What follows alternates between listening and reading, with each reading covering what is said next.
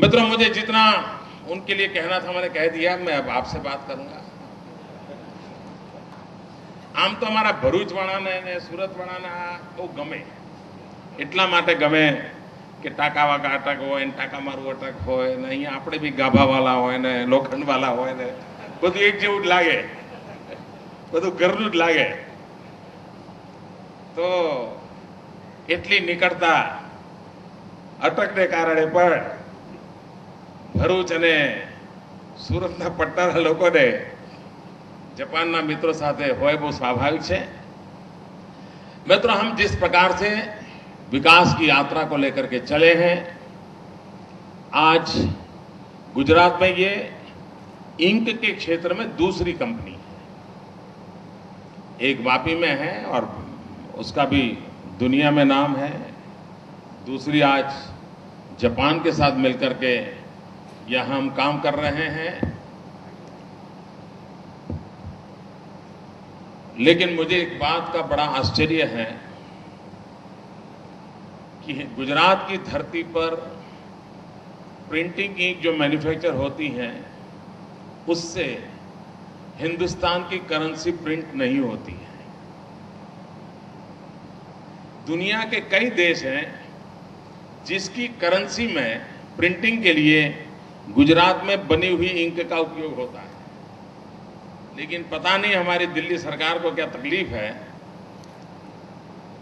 कि अभी तक हमारे गुजरात के और हिंदुस्तान में भी कहीं पर बनी हुई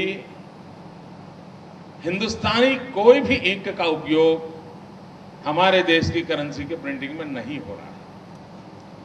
और उसके कारण 250 करोड़ रुपयों से ज्यादा फॉरेन एक्सचेंज को हमें गंवाना पड़ता है. और इतना सब करने के बाद भी फेक करेंसी बाजार में अपनी जगह जमा रही है. मैं आज यहां आया हूं तब इस कंपनी के मित्रों को और इस क्षेत्र में काम करने वाले लोगों को और केमिकल वर्ल्ड के जो रिसर्च स्कॉलर्स हैं उनको मैं आग्रह करता हूं कि हम रिसर्च करें, हम कोई ऐसी चीजें करें ताकि ऐसी इंक को हम खोज के निकालें ताकि फेक करेंसी की कोई संभावना न हो. फेक करेंसी को रोकने के लिए ये अपने आप में केमिकल, अपने आप में इंक खुद ही एक अपना सिक्योरिटी एजेंट के रूप में काम करता हो, ऐसी रिसर्च की बहुत बड़ी आवश्यकता खड़ी हुई है. मैं चाहता हूं कि गुजरात में इस प्रकार की कंपनी बनी है वो इस चैलेंज को उठाए.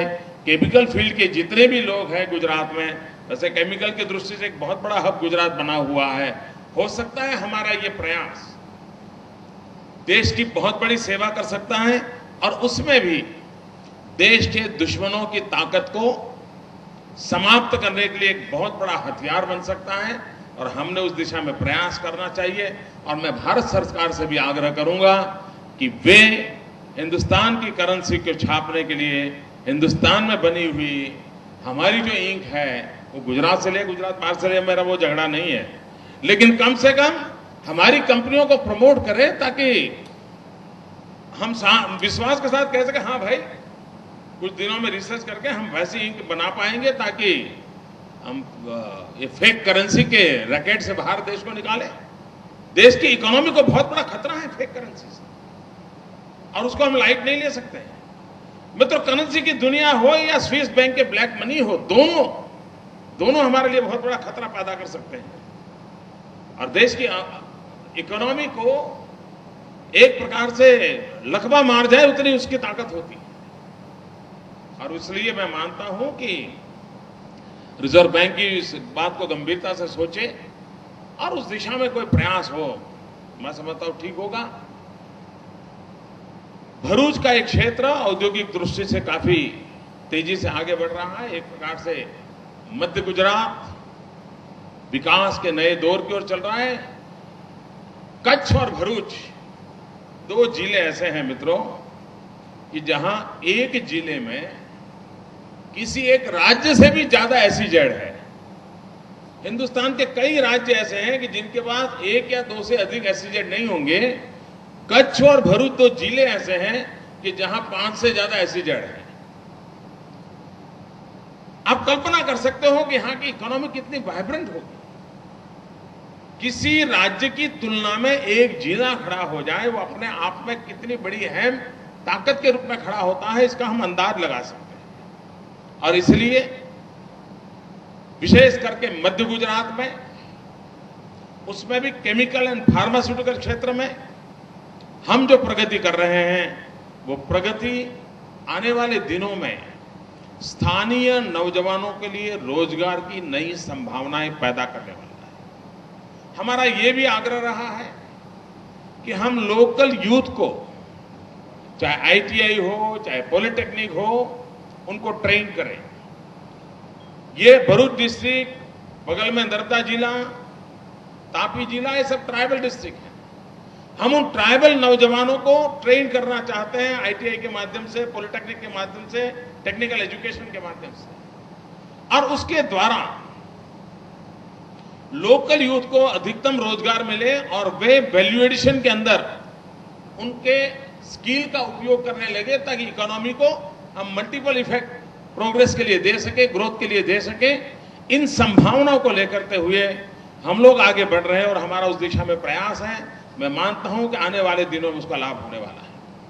मुझे इस बात का भी आनंद हुआ जब मुझे इस कंपनी की डिटेल बताई जा रही थी और उसमें जीरो डिस्चार्ज एफ्लुएंट की बात हुई है, रिसाइकलिंग की बात हुई है। यहां से कोई ऐसे इंडस्ट्रियल वेस्ट बाहर नहीं जाएंगे जिसके कारण इस इलाके को कोई तकलीफ हो, यहां के नागरिकों को तकलीफ हो। इस प्रकार की स्टैंडर्ड कंपनियों के आने से और जो कंपनियां हैं उनको भी अपना स्टैंडर्ड अपग्रेडेशन करने की एक इच्छा भी जगती है, कंपटीशन जगती है, और ये अपने आप में एक कैटलिस्ट एजेंट के रूप में रोल प्ले करते हैं। मैं मानता हूं कि एनवायरमेंट की, पॉल्यूशन की जितनी चर्चाएं होती हैं, उसमें इन प्रकार की चीजों का आने से एक विश्वास बढ़ता है कि भाई डरने की जरूरत नहीं है, हम समस्याओं का समाधान कर सकते हैं। और मित्रों, मैं आज कहना चाहता हूं, एक ऐसी जगह से आज मैं बोल रहा हूं कि काफी मेरी ये आने वाली बात का बड़ा रिलेवेंस है। हम 20वीं सदी को पार कर चुके हैं। एक प्रकार से 20वीं सदी का आखिरी दशक और 21वीं सदी का पहला दशक पूरे मानव जात पर, पूरे आर्थिक विकास के अंदर आईटी की बोलबाला रही है। इंफॉर्मेशन टेक्नोलॉजी सेंट्रिक विकास की धारा चली है। मित्रों, पिछले 2-2.5 दशक में और आने वाले 1-2 दशक तक